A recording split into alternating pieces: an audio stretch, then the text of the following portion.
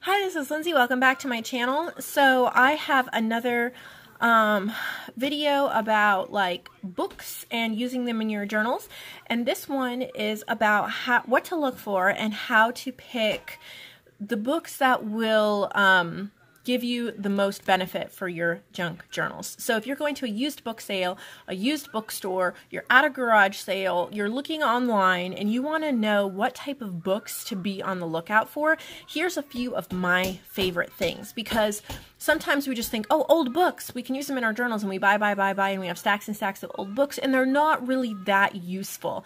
There's a limit to how many book page envelopes we can make, or, you know, I'm try to maximize your use of books so that you're not hoarding.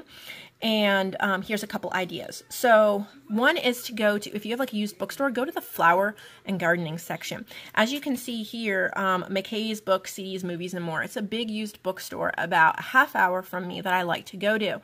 A lot of these type garden guides, flower books, like this was 75 cents. They're not that expensive because a lot of people don't buy them, because if they are going to buy it, they're probably just going to go into Books A Million and buy the newest gardening book, or they're going to go online and get the information. So 75 cents, but I want to show you why I bought this.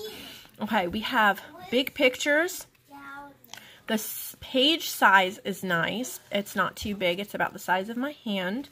And then it gives you like plant profile. It tells you about the plant, but the focus is really on the pictures. There's all different colors. You can use them in all different kinds. It's a nice like semi-glossy type paper. So definitely any of these garden guides that are big, bright, and beautiful, you will use over and over again. Also, if you go to the music section, look for something unique and different. This is a Brahms book, and I did pay $3 for it, but I'll show you why. It is tiny. Look at that music.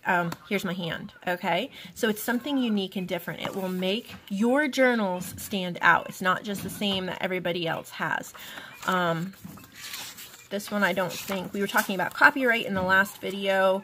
I'm not even sure what the copyright is on this one, but I just bought it to tear pages out of. You can, it doesn't matter what the copyright is, you can use the pages, you own the pages. You can tear the page out and use it to sell, no problem.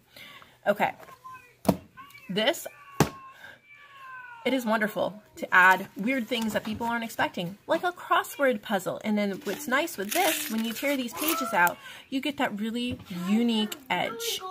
And it's all these little touches that add difference and texture and all those things to your journals.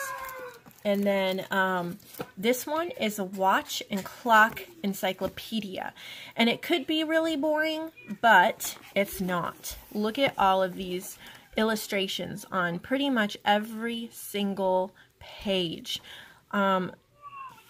Chimes, you have little music notes about different chimes. Think about all the different ways you could use this. You want things that have pictures. In the back, there's a section that doesn't really have a whole lot of pictures, but there's pictures throughout most of it. It's great for steampunk, vintage, everything else. And then you have a nice hardback cover that you can repurpose into a journal as well.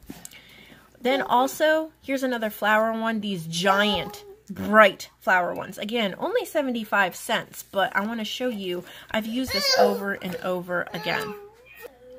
So each page is very unique and different, and since it's so huge, if you're making a traveler's notebook or anything like that, by the time you fold this in half and you trim it, you have like a full beautiful page. They make great tags, they make great, every page is so different and unique that you can use it over and over again in your journals, and it doesn't look repetitive. I've been using this one for quite a while. So that's something else to look for. And I have one more tip. Here's another house, the Women's Day book of house plants. And I like how these are actually illustrated and not photographs. So they're very delicate and pretty, and they go well in any nature or vintage ladies journal for sure. So I hope those give you a few ideas of what to look for as you're out and about checking out used bookstores and trying to figure out what type of books that you want to get to use in your journals.